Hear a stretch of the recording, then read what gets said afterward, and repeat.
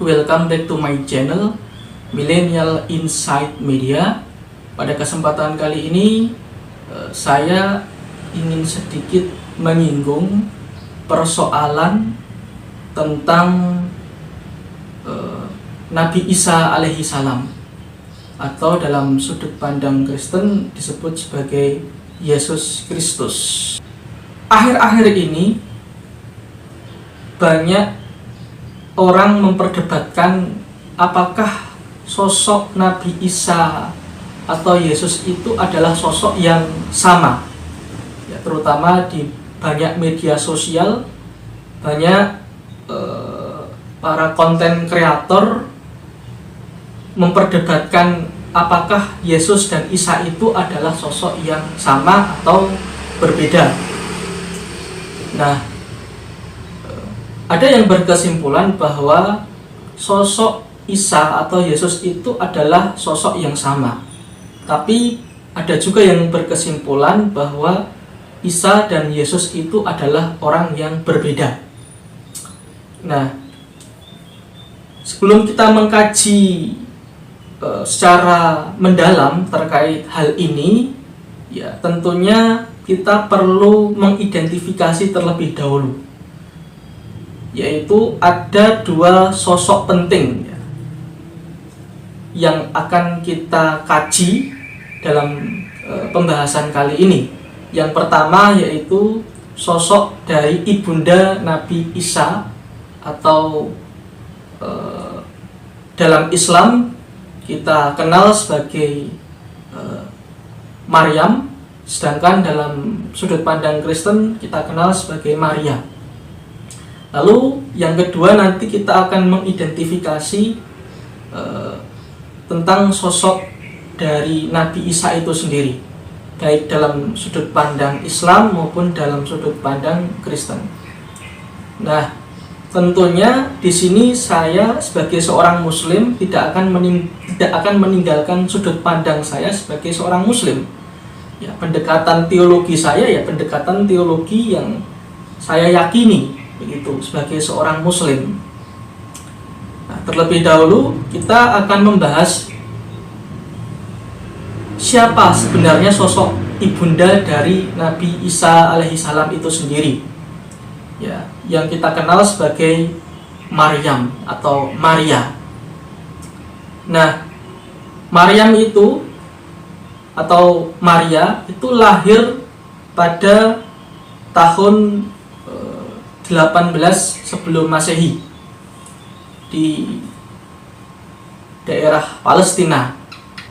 Tentunya bahasa ibu yang digunakan oleh Maria itu adalah bahasa Aram dan bahasa Ibrani.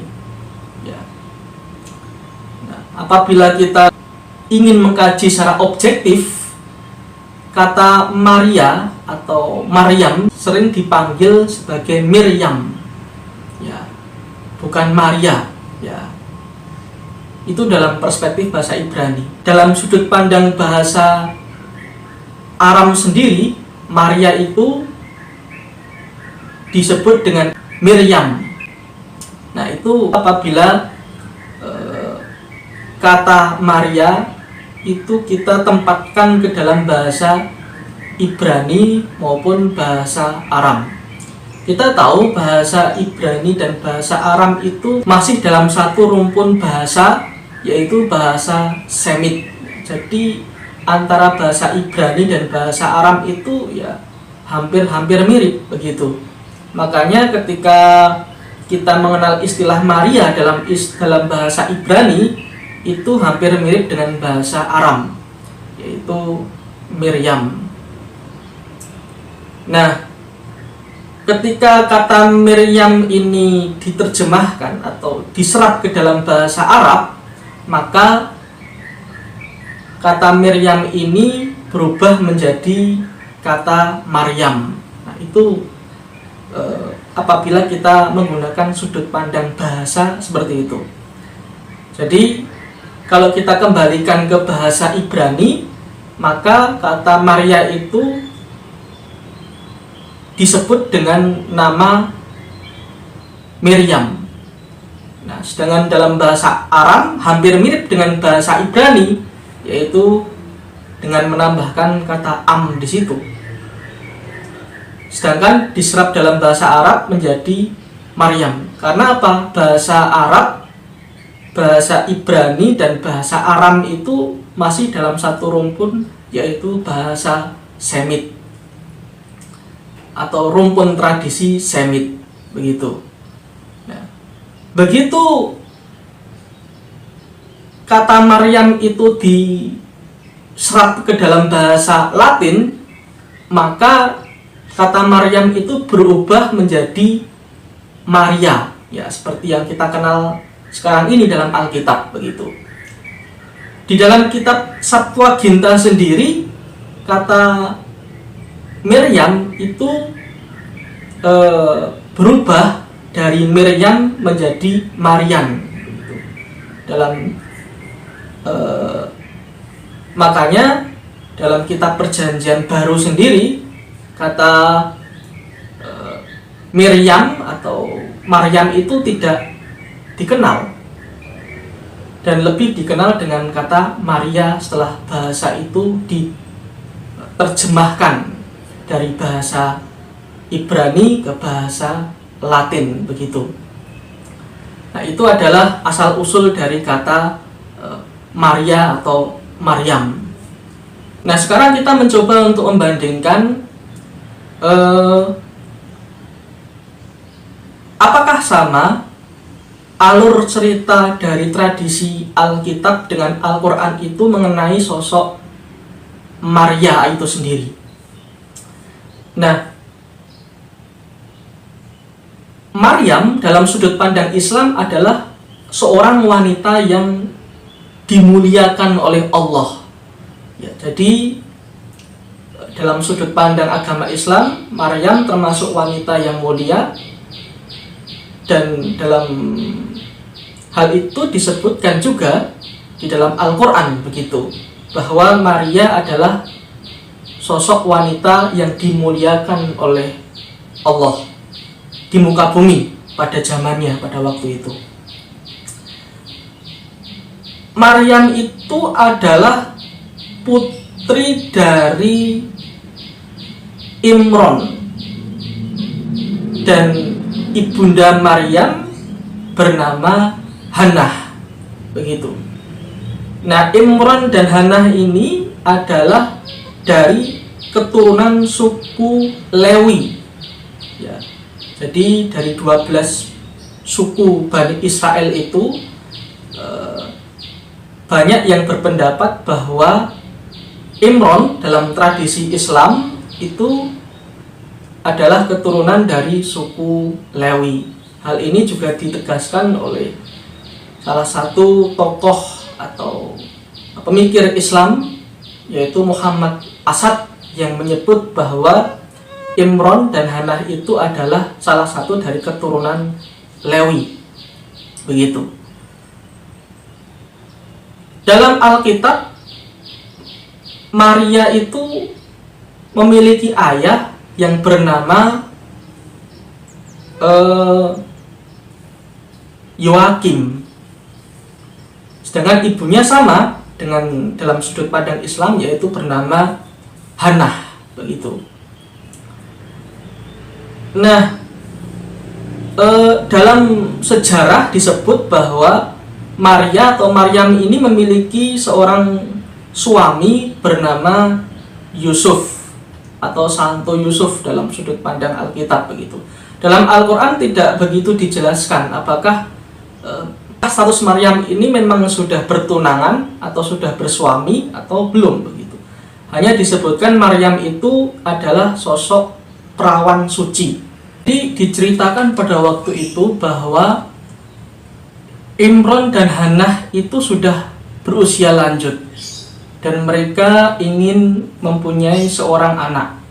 Disitulah mereka bernazar kepada Allah, apabila Allah nanti mengkaruniakan mereka seorang anak, maka anak itu akan menjadi abdi di Baitul Maqdis atau mengabdi di Baitul Maqdis. Allah memang mengkaruniakan seorang anak, tetapi anak tersebut bukanlah seorang anak laki-laki. Anak tersebut adalah seorang perempuan yang kelak dinamai sebagai Maryam. Kelak suatu ketika nanti Maryam akan diasuh oleh Nabi Zakaria alaihissalam. Di dalam sudut pandang Kristen, Zakaria adalah seorang imam dan pendeta. Sedangkan dalam tradisi Yahudi, itu imam atau pendeta adalah sebagai pelayan di Baitul Maqdis pada waktu itu. Nah, di dalam Islam sendiri, Maryam diabadikan di dalam nama surah yang disebut sebagai surah Maryam. Kisah Maryam dalam Al-Quran itu ada di dalam Quran surat Ali Imran ayat 42 sampai 48, dan juga Quran surat Maryam ayat 16 sampai 34. Di dalam Alkitab Perjanjian Baru sendiri, kisah Maryam itu diabadikan di dalam kitab Matius pasal 1 sampai 2 dan kitab Lukas pasal 1 sampai 2. Itu adalah kisah Maryam di dalam dua kitab, Al-Quran maupun Alkitab. Jadi menurut tradisi Kristen, Maria ini tinggal di kota Nazaret. Nah, kota Nazaret itu sekarang menjadi bagian dari negara Israel. Nah, di dalam perspektif Islam, Maria adalah seorang wanita yang disucikan, dipilih dan diberi kelebihan oleh Allah dari wanita-wanita lain yang sejamannya pada waktu itu. Jadi selain itu, di dalam Al-Quran juga disebutkan bahwa Allah mengecam keras kepada orang-orang yang menuhankan Maria atau Maryam. Kita tahu di dalam konsep mainstream teologi Kristen itu tidak ada yang menuhankan Bunda Maria. Ya, di dalam konsep Trinitas itu tidak ada Bunda Maria di situ. Mungkin yang dimaksud Al-Quran itu ialah pada zaman itu memang ada sekte dari agama Kristen yang menuhankan Maria, yaitu sekte Kolidrians atau Mariamium di daerah Arab pada waktu itu. Jadi yang dimaksud Al-Quran ini tidak mengarah kepada konsep Kristen pada umumnya. Al-Quran kritik Al-Quran ini mengarah pada salah satu sekte dari umat Kristen di tanah Arab pada waktu itu yang disebut sebagai sekte Kolidrians atau Mariamiun pada waktu itu. Ada sebagian ulama yang mengatakan bahwa Maryam itu adalah seorang nabi. Ya, walaupun para ulama sepakat bahwa nabi dan rasul itu ialah dari kalangan laki-laki, bukan dari kalangan perempuan. Tetapi memang ada minoritas sebagian ulama yang berpendapat bahwa seorang nabi itu tidak hanya dianugerahkan kepada seorang laki-laki, tetapi juga ada nabi-nabi perempuan. Nah, salah satunya Ibnu Hajar berpendapat bahwa Maryam itu adalah salah satu nabi perempuan dalam Islam. Nah, bagaimana kisah Maria ketika dia mengandung? Nah, di sini kisah Maria ketika mengandung itu dikisahkan baik di dalam Al-Quran maupun di dalam Alkitab, Injil. Nah, di dalam Al-Quran dijelaskan dalam Quran surat Maryam ayat 16 sampai 21. Di situ Maryam keluar dari Baitul Maqdis menuju ke arah timur untuk mengasingkan diri. Dan di tengah-tengah dia mengasingkan diri tersebut, dia bertemu dengan sosok orang laki-laki yang merupakan jelmaan dari malaikat Jibril. Di situ tentunya Maryam merasa takut karena didatangi oleh seorang laki-laki, dan Jibril mencoba menenangkan Maryam. Disitulah kemudian malaikat Jibril berkata kepada Maryam, kelak nanti kamu Maryam akan mengandung seorang anak laki-laki. Di situ terjadi dialog antara Maryam dan sosok laki-laki yang merupakan perwujudan dari malaikat Jibril. Nah, sekarang kita bandingkan bagaimana Alkitab Perjanjian Baru menerangkan kisah Maryam ketika mengandung.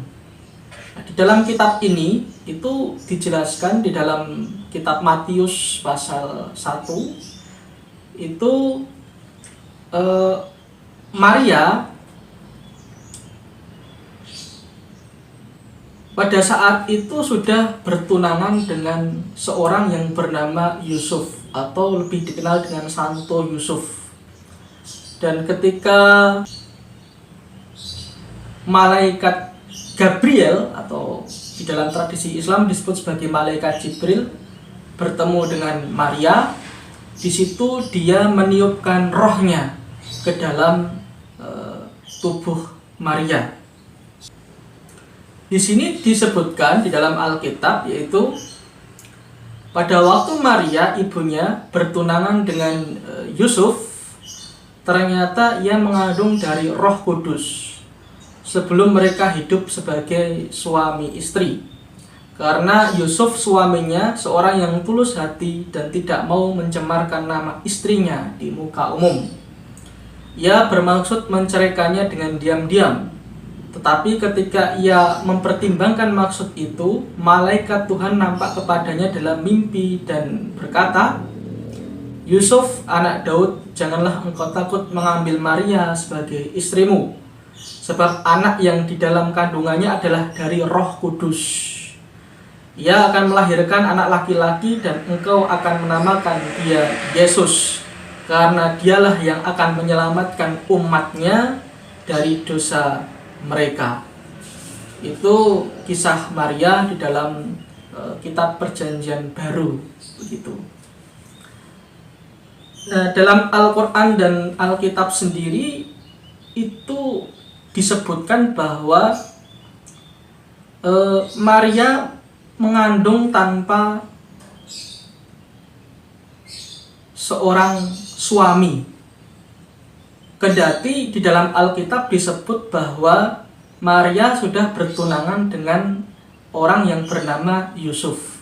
Di dalam Al-Quran tidak disebutkan Maria bertunangan atau belum, tapi di dalam Al-Quran hanya disebutkan Maryam sebagai sosok perawan yang belum dijamah oleh seorang laki-laki lain, tetapi dia sudah mengandung seorang anak, di mana anak itu kelak akan menjadi seorang nabi, yaitu Nabi Isa alaihi salam. Itu kisah Maria di dalam Al-Quran maupun di dalam Alkitab. Di sini ada perbedaan dan persamaan antara tokoh Maryam dalam Al-Quran dan tokoh Maria dalam Alkitab Injil Perjanjian Baru. Apabila kita menelisik lebih dalam lagi, dua tokoh ini sama-sama dilahirkan di Nazaret. Kendati memang di dalam Al-Quran tidak disebutkan secara detail di mana Maryam lahir. Yang jelas berada di wilayah Palestina. Dan di tradisi perjanjian, di dalam tradisi Kristen disebut bahwa Maria itu lahir di kota Nazaret, yaitu kota yang sekarang berada di wilayah Israel. Nah, yang berikutnya, ayah dari Maryam dalam tradisi Islam dikenal sebagai Imron, sedangkan istri Imron atau ibu dari Maryam itu dikenal sebagai Hannah. Di dalam tradisi Alkitab, ayah dari Maria itu ialah Yoakim. Di sini timbul pertanyaan, apakah Yoakim dan Imron itu tertuju pada satu orang atau memang berbeda orang? Begitu. Kemungkinan ada yang menyebut ayah dari Maryam itu ialah Imron yang dikenal dalam tradisi Islam.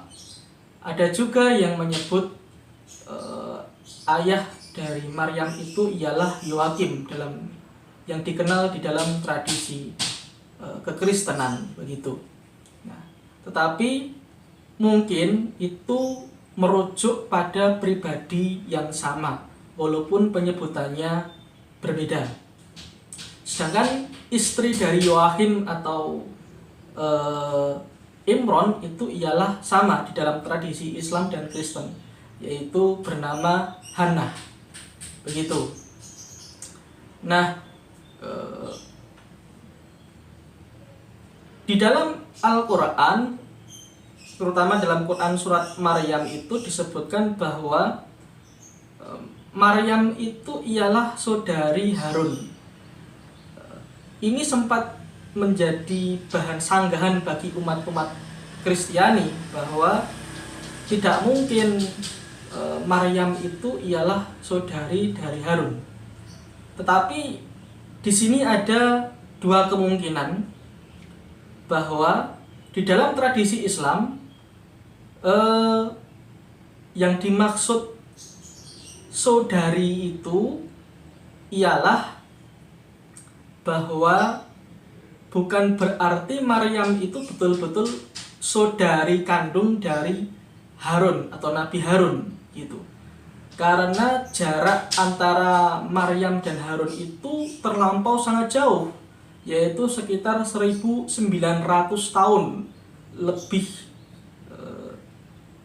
lebih tua atau lebih dahulu dari Harun daripada Maryam.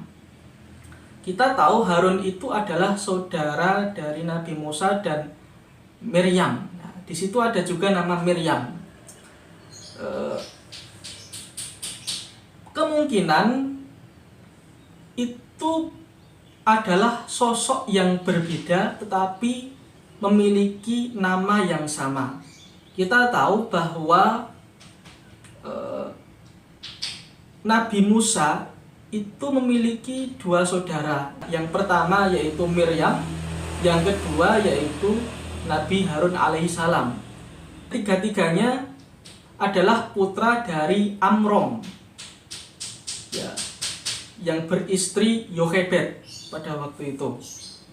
Dan ketiga tokoh ini adalah hidup ketika Bani Israel itu eksodus dari Mesir ke Palestina, ya, zaman Firaun Ramses II pada waktu itu. Nah, dari sini kita bisa mengambil kesimpulan bahwa yang dimaksud Imron di dalam tradisi Islam itu bisa mengacu pada dua orang, ya, yaitu yang pertama Imron atau Amram, ayah dari Nabi Musa. Tapi juga ada Imron, ayah dari Siti Maryam. Itu. Jadi ada satu nama yang sama tapi mengacu pada dua orang yang berbeda. Yang dimaksud Harun sebagai saudara Maryam, begitu. Jadi ada dua kemungkinan, bisa jadi memang Maryam itu punya saudara yang bernama Harun. Tetapi kalau Harun itu dinisbatkan kepada seorang nabi pada waktu itu yang hidup di zaman Nabi Musa dengan jarak 1900 tahun daripada Maryam, maka bisa disimpulkan bahwa makna saudari di situ ialah bukan berarti saudari kandung dari satu ayah satu ibu, tetapi saudari dari satu keturunan atau kekerabatan yang lebih luas dan lebih besar lagi yang tertuju kepada Nabi Harun alaihi salam. Maksudnya mungkin seperti itu. Jadi memang kita perlu menafsirkan lebih dalam lagi terkait dengan Quran surat Maryam itu tadi. Apakah yang dimaksud Harun itu memang Nabi Harun? Berarti di situ ada makna kias yang dimaksud dari istilah saudara itu sendiri dalam Quran surat Maryam. Nah, di situ kita memahaminya jangan letterless atau literal gitu. Tapi kita perlu memahami lebih detail, lebih kontekstual lagi, lebih teliti lagi apa yang dimaksud sebagai makna saudara di dalam Quran surat Maryam tersebut yang mengisahkan tentang bahwasanya Maryam itu ialah saudari dari Harun, begitu. Yang berikutnya yaitu ada persamaan alur cerita atau kisah tentang mengandungnya Maryam. Nah, di dalam tradisi Bible disebutkan bahwa Maryam mengandung seorang anak tanpa ayah. Walaupun pada waktu itu dalam tradisi Kristen Maryam sudah bertunangan dengan orang yang bernama Santo Yusuf, begitu. Tetapi mereka berdua belum bercampur. Nah, di dalam tradisi Islam sama dengan tradisi Kristen bahwa Maryam mengandung seorang anak tanpa bercampur dengan seorang laki-laki. Tetapi tidak pernah disebutkan apakah Maryam itu sudah bertunangan atau belum, begitu. Nah, ada dua titik temu antara tradisi Bible dengan tradisi Islam di situ. Sama-sama mengandung apa yang disebut sebagai roh. Di dalam kisah itu sama-sama disebut bahwa Maryam, baik di dalam tradisi Kristen maupun dalam tradisi Islam, itu bertemu dengan malaikat yang sama, yaitu malaikat Jibril. Dalam tradisi Kristen disebut malaikat Gabriel. Ya. Dari situ jelas ada titik singgung persamaan antara Maria dan Maryam dalam tradisi Islam dan tradisi Kristen, begitu. Kalau dikatakan Maria dan Maryam itu sosok yang berbeda, maka tentunya pasti tidak ada persinggungan titik temu di antara keduanya itu. Yang membedakan antara sosok Maria dan Maryam di dalam tradisi Islam dan Kristen itu bukan sosoknya itu sendiri, tetapi hanya perbedaan dalam hal-hal yang sifatnya rinci, begitu. Ya. Yang bukan, ya menurut saya itu tidak terlalu esensial lah perbedaannya. Jadi kisah Maria dalam tradisi Kristen dan Maryam dalam tradisi Islam itu substansinya adalah sama. Tadi saya menyebut tidak ada perbedaan esensial dari alur kisah antara tokoh Maryam dalam Alkitab maupun tokoh Maryam dalam Al-Quran. Apabila kita melihat jauh sebelum kelahiran Maria, yaitu dari kisah orang tua Maryam, Imron dan Hannah pada waktu itu, antara Al-Quran dan Bible atau tradisi Islam dan tradisi Kristen itu mirip, yaitu bahwa Hannah mengharapkan kelahiran seorang anak dengan bernazar pada Allah pada waktu itu. Dengan nazar itu diharapkan bahwa anak itu besok akan mengabdi di Baitul Maqdis. Allah mengabulkan doa ibu dari Maryam dengan menganugerahkan Hannah seorang anak perempuan yang kelak dinamai Maryam. Yang kedua yaitu dari segi di mana Maria atau Maryam itu mengandung. Nah, secara substansi antara apa yang dikisahkan di dalam Injil maupun di dalam Al-Quran itu sama, yaitu bahwa Maryam mengandung dalam keadaan perawan atau suci begitu. Belum bersuami, kendati di dalam tradisi Kristen disebutkan bahwa Maryam pada waktu itu sedang bertunangan dengan Yusuf. Dalam tradisi Islam tidak disebutkan secara detail apakah Maryam itu sudah bertunangan atau belum begitu. Tetapi inti ceritanya sama, kisahnya sama, bahwa Maryam mengandung seorang anak tanpa suami. Jadi kelahiran Isa dalam sudut pandang Islam dan Yesus dalam sudut pandang Kristen sama, yaitu seorang anak yang lahir tanpa ayah begitu. Ketiga, di dalam cerita itu disebutkan bahwa Maryam sama-sama bertemu dengan malaikat Jibril. Di dalam Islam pun juga disebut bahwa Maryam ditemui oleh seseorang yang mana seseorang itu merupakan wujud dari malaikat Jibril. Begitu juga dalam tradisi Kristen. Dalam tradisi Kristen disebut bahwa Maryam juga berjumpa dengan malaikat Gabriel. Dari situ kita bisa berkesimpulan bahwa tidak ada perbedaan esensial antara kisah Maryam dalam tradisi Islam dan kisah Maria dalam tradisi Kristen. Maryam dalam sudut pandang Islam dengan Maria dalam sudut pandang Kristen itu adalah menuju pada sosok yang sama. Hanya memang ada sedikit perbedaan sudut pandang antara Islam dan Kristen begitu. Nah, itu adalah kesimpulan saya. Jadi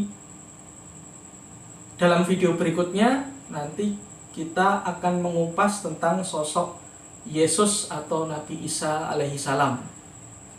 Demikian dari saya, kita berjumpa kembali ke video berikutnya. Wassalamualaikum warahmatullahi wabarakatuh. Komen, like, subscribe.